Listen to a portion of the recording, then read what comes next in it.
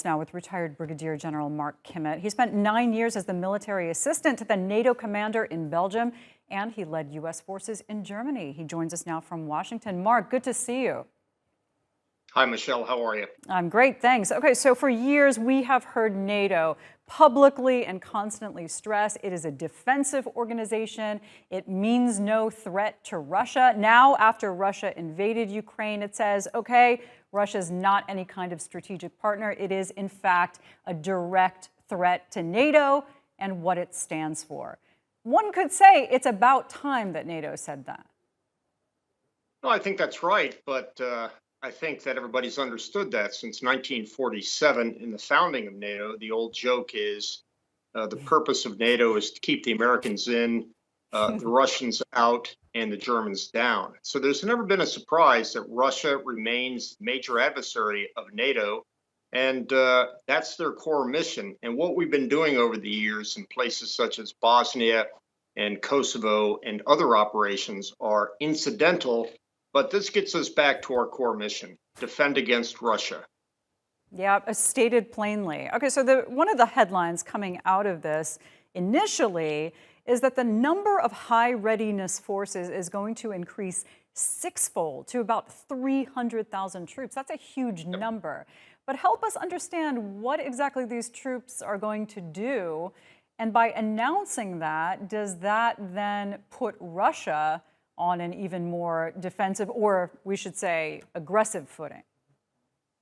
Yeah, I think, Michelle, what it means is that where you have militaries in the region at different states of readiness, some would be ready to go in 30 days, some would be ready to go in 60 days.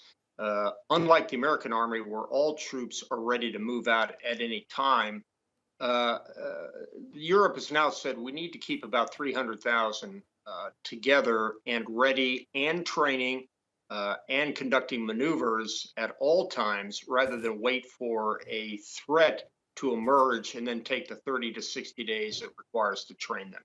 So these are ready forces the way it used to be during the days of the Cold War.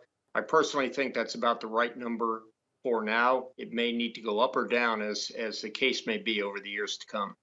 You know, it was disturbing days ago seeing Russia threatening Lithuania after Lithuania decided to block rail traffic to move Russian supplies through its country. What do you think the chances are of, as this continues perhaps for years, of NATO actually getting embroiled in this war?